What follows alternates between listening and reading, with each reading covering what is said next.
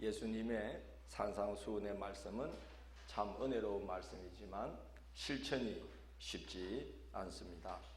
높은 신앙의 덕목을 제시하신 이유는 우리가 세상의 소금과 빛으로 부름을 받은 자들이기 때문이고, 우리의 의가 서기관과 바리새인의 의보다 더 나아서 천국을 여는 자들이 되어야 하기 때문입니다. 오늘 말씀에서는 이같이 한즉 하늘에 계신 너희 아버지의 아들이 되리니 라고 말씀하시고, 그러므로 하늘에 계신 너희 아버지의 온전하심과 같이 너희도 온전하라고 말씀합니다. 그런 이유들로 인해 예수님은 율법을 뛰어넘는 높은 신앙의 덕목을 제시하고 계신 것입니다. 한 예로 율법은 눈에는 눈으로 이에는 이로 갚으라고 요구합니다. 레위기와 신명기에 나오는 말씀인데, 남에게 해를 끼친 만큼 대가를 치르게 하므로 정의를 실천하라는 말씀이죠. 진주 가는데 고속도로에서 차 두 대가 경쟁이 붙었어요.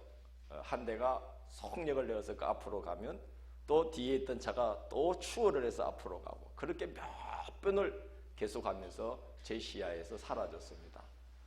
눈에는 눈, 이에는 이로 하고 있는 거지요.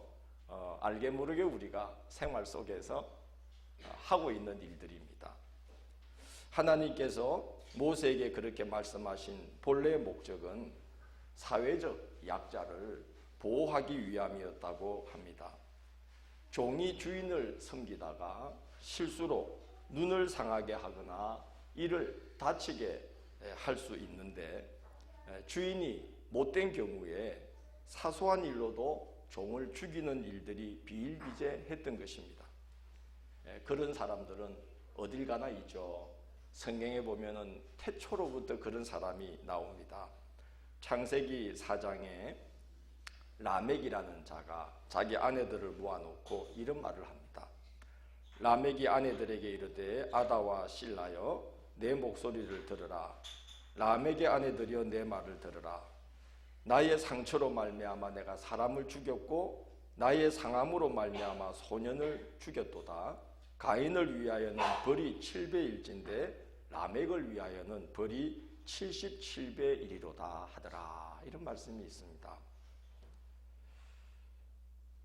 누가 나를 조금만 상하게 해도 나는 죽음으로 되갚는 사람이라는 거예요.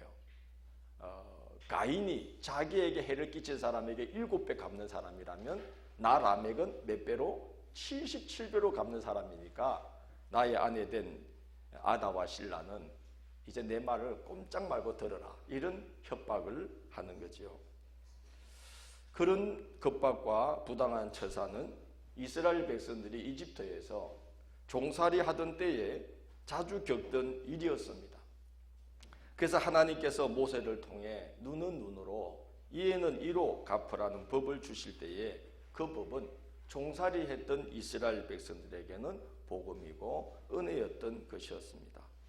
상대가 눈을 다치게 했다면 상대가 아무리 종이라고 해도 눈까지만 대가를 치르게 해야지 죽음으로 대가를 치르게 해서는 안 된다.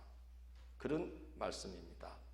그런데 예수님 시대에 이르러 이 법은 보복을 정당화하는 법으로 악용되었습니다. 사람들이 그만큼 악해진 것이지요. 예수님 시대의 이스라엘 사람들이 얼마나 악에 받쳐 살았을까 생각해 봅니다. 로마 제국의 식민지로 수탈을 당했잖아요. 또 헤롯 정부의 이중으로 착취를 당했습니다. 얼마나 힘들었겠습니까? 화가 치미는 일은 그뿐이 아니었을 겁니다. 우리의 일상생활은 사람 겪는 일인데 사람을 겪다 보면 별의별 사람을 다 겪습니다. 그래서 사람을 겪다 보면 사람이 싫어지고 미워지고, 그래서 눈은 눈으로 이는 이로 갚고 싶고 그렇게 악이 바치게 되어 있습니다. 그런데 예수님은 눈은 눈으로 이는 이로 갚으라 하였다는 것을 너희가 들었으나 나는 너희에게 이르노니 악한 자를 대적하지 말라. 누구든지 내 오른밤을 치거든 왼편도 돌려대라. 그렇게 말씀합니다. 악한 자를 대적하지 말라는 말씀은 악을 묵인하라는 말씀이 아니고 악을 악으로 갚지 말라는 말씀입니다. 지지난주 설교 때 제가 라가라고 하는 말, 상대를 심히 모욕하는 말이다, 그렇게 말씀을 드렸는데, 굳이 입으로 말을 하지 않아도 상대에게 그만큼의 모욕을 주는 방법이 있다고 말씀드렸죠. 어떻게 하는 거라 그랬습니까? 상대의 오른쪽 뺨을 손등으로 치면 그건 넌 라가야 하는 거예요. 또는 뒤에 와서, 이 사람이 전혀 모르고 있는데 뒤에 와서 손으로 상대의 오른쪽 뺨을 탁 치는 것도 난 너를 사람 취급하지 않아, 이렇게 여기는 것과 같다고 말씀드렸습니다. 그런데 예수님은 그런 취급을 받을 때에 오른뺨을 치면 어디도 왼뺨도 돌려대라. 가능할까요? 실제로 왼뺨을 돌려대라는 말씀은 아니지 싶습니다. 생각해 보세요. 누군가 그렇게 심한 모멸을 줬어요. 오른쪽 뺨에 손등으로 쳤는데 왼뺨도 탁 돌려대면 상대가 얼마나 놀라겠어요. 실제로 그러라는 말씀은 아닌 것 같습니다. 이 말씀은 상대가 모멸을 줬다고 해서 모멸로 갚으려고 하지 말라, 그런 말씀입니다. 딱 받아치면 속은 시원하지만 서로 악해질 뿐이고 나에게도 좋은 것이 없습니다. 그렇게 해서는 선순환이 일어나지 않고 악순환만 반복될 뿐입니다. 그런 관계에서는 아무도 성자가 없다는 것을 우리가 알지 않습니까? 미소 짓는 자는 다 한 사람 하나밖에 없지요. 사탄만 미소를 지을 뿐입니다. 지난 주간에 우리 교회는 성경 통독을 누가복음을 우리가 읽고 있었는데, 예수님이 십자가로 향하시는 여정을 우리가 지난 주간에 묵상했습니다. 체포되신 후에 대제사장의 집으로 끌려가서 밤새 신문당하셨는데, 사람들이 예수님의 눈을 가리고 때리면서 누가 때렸는지 맞춰보라, 맞추면 네가 그리스도다, 이러면서 예수님을 때리고, 그 다음에 그 얼굴을 벗겨낸 다음에는 침을 뱉고 밤새도록 조롱하고 헤롯 왕에게로 보냈는데, 헤롯은 예수님을 조롱하기 위해서 옷을 다 벗긴 후에 왕과 같은 비슷한 옷을 입혀놓고 또 조롱을 합니다. 십자가에 달린 다음에는 사람들이 남을 구원한 네가 그리스도면 지금 너를 구원해서 십자가에서 내려와 봐라, 이렇게 조롱하고, 또 심지어 십자가에 함께 달린 죄수까지도 예수님을 향해서 네가 그리스도냐 하고 비웃습니다. 구타당하시고 침뱉음 당하시고 벌거벗겨지시고 우스갯거리가 되시고 조롱당하고 멸시당하고 제자들에게 배반당하고 버림을 당하십니다. 그런데 예수님이 임종하실 때에 마지막 기도를 하시는데 너무 놀라운 기도를 하셔요. 아버지, 저들을 사하여 주옵소서, 자기들이 하는 것을 알지 못함이니이다, 이런 기도를 드립니다. 무슨 죄를 저지르고 있는지조차도 모르고 저러는 거니까 주님 벌하지 마시고 저들을 용서해 주십시오, 그런 중보의 기도를 드리고 예수님이 임종을 하십니다. 저는 이 기도 앞에서 사탄이 패했다고 믿습니다. 성경도 그렇게 증거합니다. 사탄은 이 사랑의 기도 앞에서 더 이상 힘을 쓸 수가 없었습니다. 아담 이후로 인류를 지배해왔던 사탄의 권세가 무너졌습니다. 우리도 그 아들을 힘입어 악을 선으로 갚고 미움 대신 용서를 베풀고 다툼 대신 평화를 택하는 그런 하나님의 아들, 딸로 세워질 수 있게 되었습니다. 예수님은 승리하신 겁니다. 오늘 예수님 말씀은 사실 우리로서는 감당할 수가 없습니다. 너를 고발하여 속옷을 가지고자 하는 자에게 겉옷까지도 가지게 하라 그랬습니다. 여러분, 속옷을 늘 입고 다니는 옷을 뺏으려고 옛날에는 옷들도 귀했죠. 그걸 담보물로 고발을 한 사람에게 예수님은 어떤 옷도? 겉옷도 주라는 거예요. 여러분, 겉옷은 가난한 사람들이 이불처럼 덮던 옷 아닙니까? 집이 없는 사람들이 남의 집 담벼락이나 굴뚝 옆에서 그 겉옷을 입고 다니다가 밤에 그걸로 이불처럼 덮고 목숨을 지킨 그게 겉옷입니다. 근데 예수님은 그 속옷을 담보물로 뺏으려는 그런 야비한 사람에게 그걸 보복하거나 분노하거나 그러지 말고 뭐도? 겉옷까지도 내어주라. 여러분, 가능한 일입니까? 여러분 생각에 아유, 목사님이나 할 수 있겠죠. 그러겠지만 저도 못합니다. 예수님은 또 이렇게 이야기하셔요. 누구든지 너로 억지로 오리를 가게 하거든 그 사람과 맨일을 동행하고. 요즘은 우리에게 억지로 오리로 가자는 사람 있나요? 예, 그런 경우는 있죠. 가끔 아내나 남편들이 여보 당신이 가서 그거 좀 가지고 와. 갔다 와. 우리 말 잘 듣죠. 그때야 부인들이 시키는 거니까, 남편이 시키는 거니까 잘 듣죠. 근데 지금 이 상황은 그런 상황이 아니고 억지로. 그러니까 이제 로마의 식민지 상황이니까 길을 닦든지 어떤 성을 쌓을 때에 수로를 깔 때에 강제 노역을 하는 겁니다. 이 사람이 하루 종일 자기 일하고 논밭에 일을 하고 들어와서 이제 쉬어야 되는데 로마 병사들이 확 들어와가지고 문을 두드리고는 자 이제 저기 노역을 하러 가야 해 하고 차출을 탁 하는 거예요. 오리를 걸어가야 되는 거예요. 피곤한데 얼마나 분노가 치밀겠습니까? 참 나쁜 로마 놈들, 그러지 않겠어요? 근데 지금 예수님 말씀은 그렇게 누가 억지로 강제 노역에 오리를 끌고 가고자 하면 맨니도 가지고 여러분 할 수 있습니까? 어렵습니다. 요즘 우리 시대에 우리를 지배하고 있는 정서가 정오 아닙니까? 일본 때문에 우리가 얼마나 지금 정오심에 사무쳐 있습니까? 우리가 지금 나라가 좌우로 분열되어서 서로 간에 얼마나 정오하고 있습니까? 근데 예수님은 전혀 다른 이야기를 하시는 거예요. 로마 병사가 와서 오리를 가자 그래도 이 나쁜 로마 놈들 그러지 말고 맨니까지도 심리까지도 가주라는 거죠. 실제로 그러라는 말씀은 아닐 겁니다. 이 말씀은 정오하지 말라는 거예요. 정오하지 말라. 같은 방식으로 보복하지 말라는 거예요. 그건 서로에게 좋을 것이 하나도 없다는 거예요. 성자가 없는 게임이라는 거예요. 예수님은 한 걸음 더 나아가십니다. 나는 너희에게 이르노니 너희 원수를 사랑하며 너희를 박해하는 자를 위하여 기도하라. 그런데 이게 여러분 어렵게 보이지만 칼빈이라는 신학자가 이런 말을 했어요. 너희들은 해야만 한다.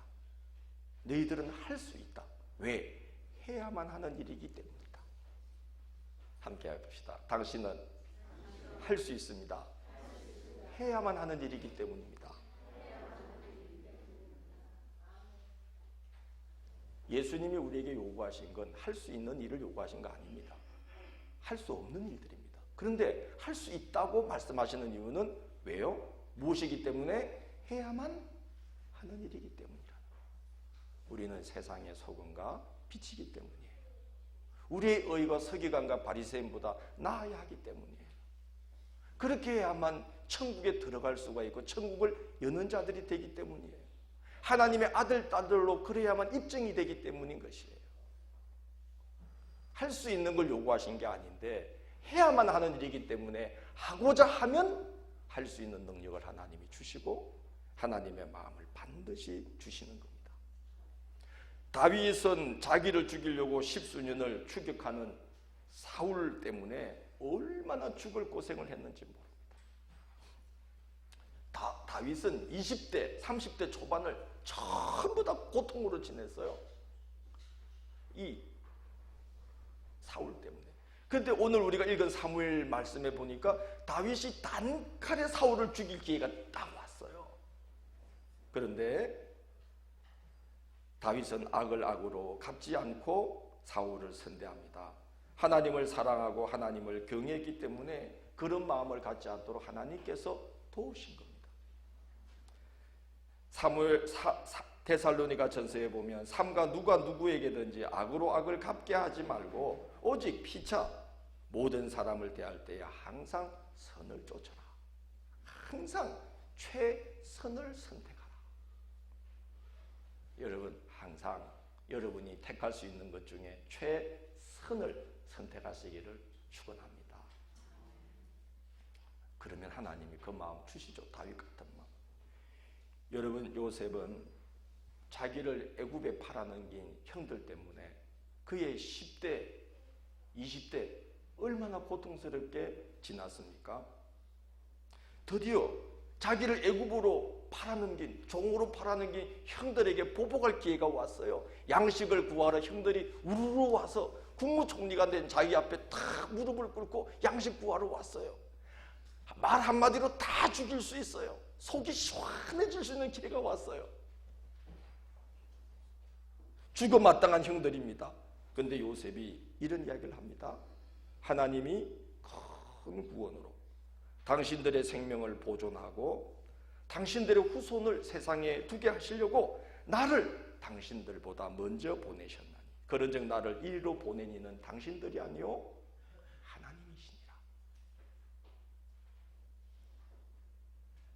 여러분, 이게 어찌 사람의 마음이겠습니까? 그러나 모질고 오랜 고난을 신앙으로 이겨내며 하나님 앞에서 연단받은 정금 같은 믿음의 마음이지요. 정금 같은 믿음의 마음. 그 마음은 원수를 사랑하고 자기를 핍박하는 자를 위해서 다윗처럼 요셉처럼 기도하고 사랑할 수 있다고 믿습니다. 힘을 주시는 겁니다. 할 수 없다고 말하지 마십시오. 할 수 있다고 칼빈은 말했습니다. 왜? 뭐 해야만 하기 때문에? 해야만 하는 일이기 때문에.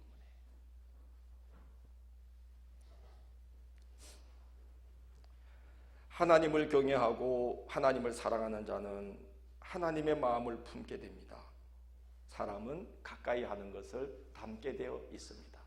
부부는 닮게 된다죠? 왜 그래요? 늘 가까이 하니까. 좋은 걸 닮아가면 좋겠는데 이상한 걸 자꾸 닮아가요, 서로 간에. 좋은 거 닮아갑시다. 가까이 하면 닮습니다. 하나님을 가까이 하는 자는 누굴 닮게 될까요? 하나님 닮습니다. 하나님을 중심에 모시는 자는 누구의 마음을 품게 될까요? 하나님의 마음을 품게 됐습니다. 이런 찬송이 있지 않습니까? 주님의 마음을 본받는 자, 그 마음의 평강이 찾아오면 험악한 세상을 이길 힘이 하늘로부터 임함이로다. 가는 길 거칠고 험하여도 내 맘에 불평이 없어짐은 십자가 고난을 이겨내신 주님의 마음. 우리 성도님들 참 해주면 얼마나 좋을까. 은퇴할 때쯤은 해주시겠지. 주님의 마음 본받음이라. 주님의 마음 본받아 살면서 거룩하심 나도 이루리. 된다는 말씀이에요? 안 된다는 말씀이에요? 된다는 말씀이에요. 된다는 말씀. 그래서 칼빈이 du kannst, then du sollst. 독일 말인데요. 너는 할 수 있다. 왜? 해야만 하기 때문이다. 그래서 하려고 하면 된다. 그렇게 말을 했습니다. 닮기 위해서는 늘 가까이 해야 합니다. 늘 가까이 하는 것을 동행이라고 하죠. 여러분, 지난 한 주간 주님과 동행하셨습니까? 생각의 시대라는 책을 쓴 저자 김용규 선생이 인류를 위협하는 신흥 종교는 신천지나 이단이 아니고 데이터 교일 수 있다. 이렇게 이야기를 합니다. 무슨 교요? 무슨 교일까요? 예, 각종 미디어들에 계속 노출되다 보니까 미디어들이 제공하는 데이터를 검색하는 일이 습관이 되고 그 데이터를 신뢰하게 되고 급기야 그 데이터들에 종속당하게 되고 그래서 지배당하는 상황까지 가고 있다는 거예요. 그게 데이터교로 가고 있다는 거예요. 인류가. 여러분 안 믿어지시겠지만 미국에 멀쩡한 가슴을 유방을 잘라낸 배우가 있어요. 누구죠? 안젤리나 졸리. 하여튼 성경 인물은 못 외워도 그런 건 다 잘 외워. 안젤리나 졸리가 멀쩡한 가슴을 잘라냈어요. 왜 그랬죠? 가족력을 볼 때 앞으로 나이가 들면 유방암에 걸릴 확률이 87%라는 데이터가 나왔어요. 그래서 안젤리나 졸리가 그 가슴을 전혀 병이 없는 그 가슴을 목숨을 걸고 잘라냈어요. 여러분 이해가 되십니까? 데이터를 신뢰하는 겁니다. 만약에 그가 하나님을 신뢰하는 사람이었다면 잘라냈을까요? 아니죠. 기도하면서 살았겠죠. 근데 데이터를 믿는 거예요. 데이터를. 그래서 잘라냈다는 거예요. 여러분 우리는 사람들이 점점 생각을 하려고 하지 않고 생각하는 능력을 잃어가고 있다고 김영규 선생은 생각의 시대라는 그런 책에서 썼어요. 우리 학생 여러분은 생각의 능력을 키워야 됩니다. 생각의 능력을 키우는 가장 좋은 방법은 성경을 암송하고 성경을 낭송하는 거라고 그래요. 뉴런이 시냅시스가 막 연결된대요. 성경을 암송할 때. 그래서 유대인들이 머리가 뛰어나다고 그래요. 말씀을 계속 암송하고 낭송하니까. 우리 새벽기도 하시는 분들은 여러분 그 치매 잘 안 걸릴 거예요. 왜? 성경을 낭송하니까. 새벽마다. 앞으로 이 인류를 끌어갈 사람들은 이런 데이터가 지배당하는 시대에 자기 생각을 분명하게 갖고 있는 사람들, 그 사람들이라는 거예요. 여러분 그게 누굽니까? 그리스도인들이에요. 할렐루야. 생각의 시대라는 책을 보시면 앞으로 생각하는 사람이 세계를 이끌어간다는 거예요.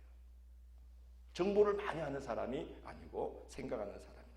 그리고 김영규 선생은 이제 독일에서 철학과 신학을 공부한 분이라 기독교적인 입장에서 사회를 분석하고 있는데 그는 이렇게 이야기해요. 우리는 정말 크리스찬인가? 우리는 정말 그리스도인인가? 그러면서 이렇게 묻습니다. 여러분은 아침에 눈을 뜨면 뭐부터 손에 갑니까? 여러분 대답해 보세요. 아침에 눈 뜨면 뭐부터 손에 갑니까? 솔직하게. 뭐부터? 성경책? 뭐부터? 우리 친구들 눈 탁 뜨면 뭐부터 손에 잡아? 솔직하게. 엄마들이 있다고 말하지 마세요. 말하지 마. 뭐부터 손에 가 솔직히? 폰 그래.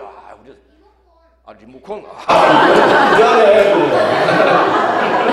근데 리모컨도 이제 그게 미디어야, 그렇지? 데이터를 보는 거지. 보통들 뭐에 손가죠? 폰. 오늘 날씨 데이터 보는 거죠. 그리고 어제 뉴스 데이터 보는 거예요. 잘 때 여러분 뭐보다 자죠? 잘 때 뭐보다 자요? 뭐보다 자요? 솔직히 좀 이야기해 줘요. 뭐보다 잡니까? 우주. 예? 와, 우주책. 여기 정기 기사는 대단히 겨울 자신이 다니겠어요? 솔직히 우리 어른들 보통 뭐보다가 주무십니까? 성경? 그죠? 폰. 이렇게. 예? 그 김용규 선생은 크리스찬들이고 자기도 크리스찬이에요. 엄마가 권사예요. 권사님이에요. 우리가 정말 그리스도인입니까? 우리는 눈을 뜨면서 손을 댑니다. 자면서 폰을 보다 잡니다. 시시때때로 우리는 폰을 열어서 데이터를 검색하지 않으면 불안해집니다. 우리는 하루 종일 폰에서 손을 놓지 못하고 살아가는 사람들이 되었습니다. 여러분 정말 그리스도인입니까? 제가 볼 때 여러분은 데이터교 신자가 되어가고 있습니다. 이게 김용규 선생의 우리 시대의 분석이에요. 김 선생님은 이런 말까지 거기 적어냈습니다. 오늘날 기독교 신자 중에 하나님께 헌금 드리는 그 헌금액보다 한 가족의 통신 비용이 월등히 그걸 앞지르는 가정들이 자꾸 늘어나고 있다는 거예요. 당신 정말 그리스도인입니까? 김용규 선생은 묻고 있어요.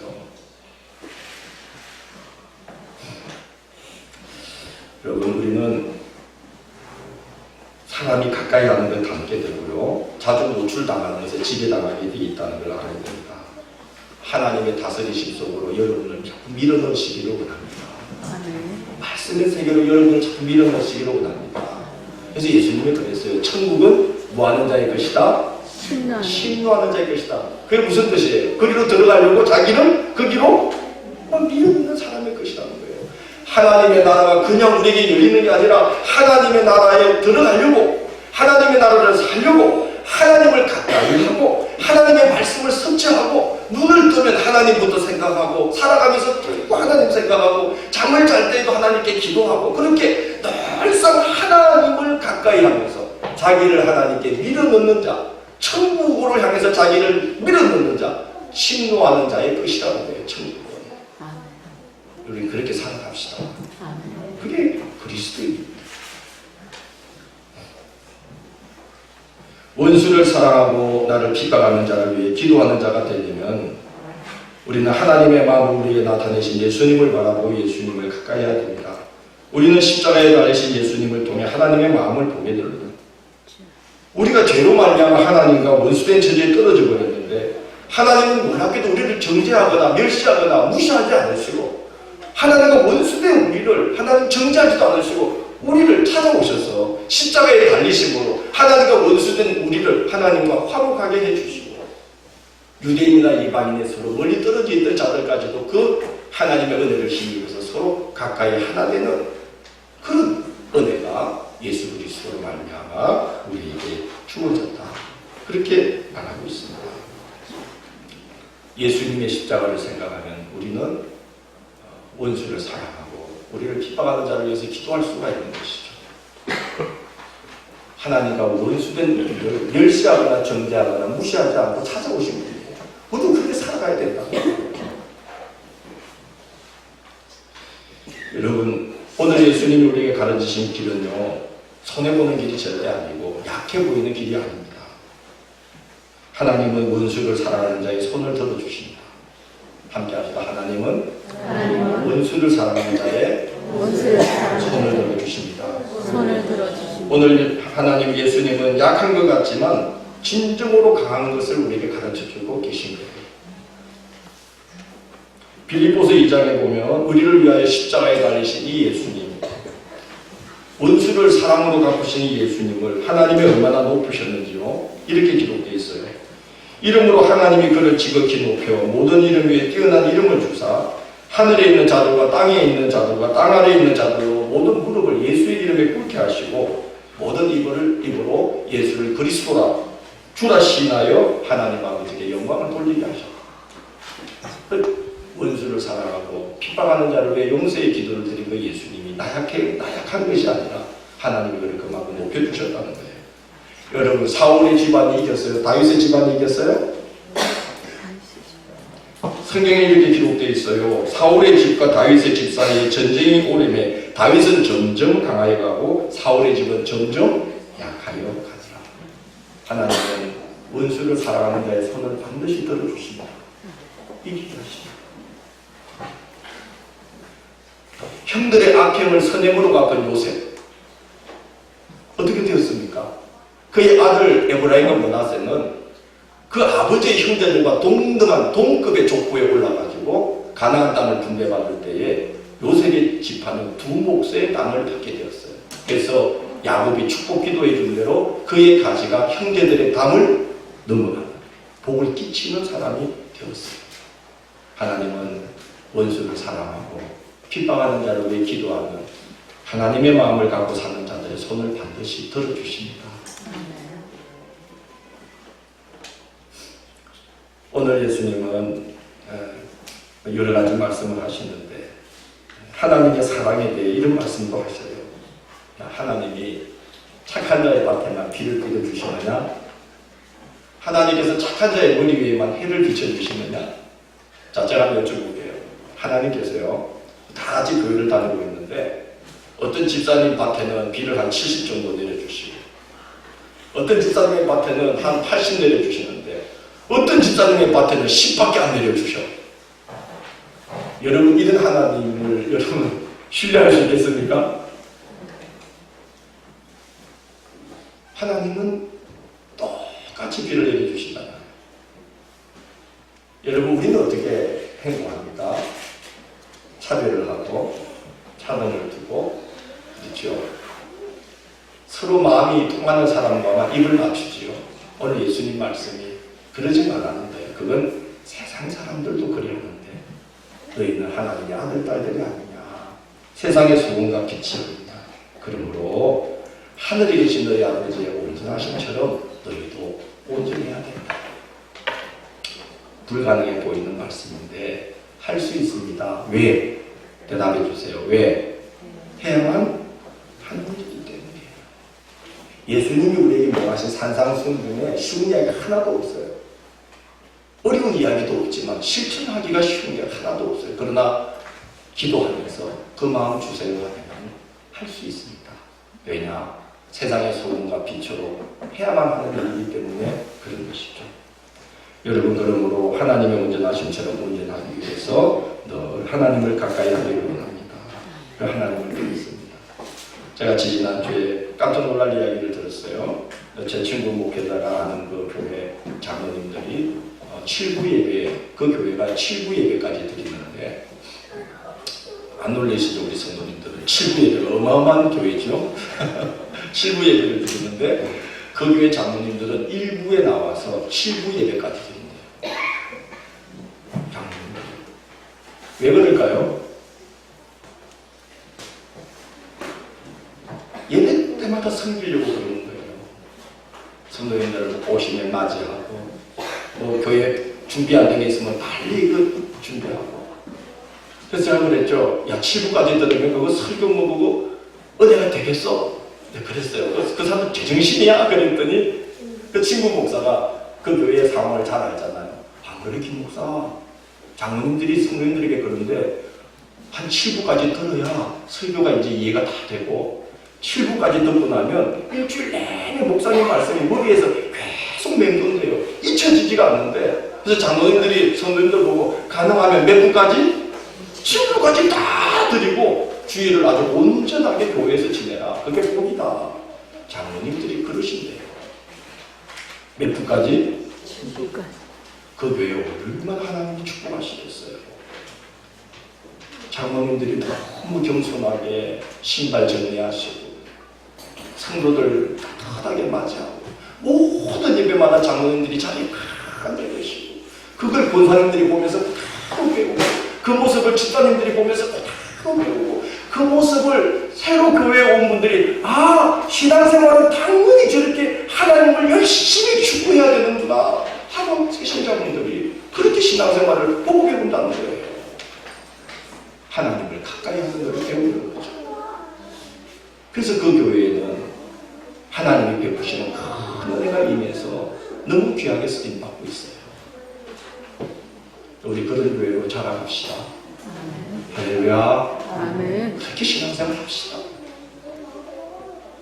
가까이 하는 것을 닮게 되어 있습니다. 오늘 우리가 하나님을 가까이 하시기를 축원합니다. 아멘. 매일매일 순간순간 주님과 동행하시기를 원합니다. 아멘.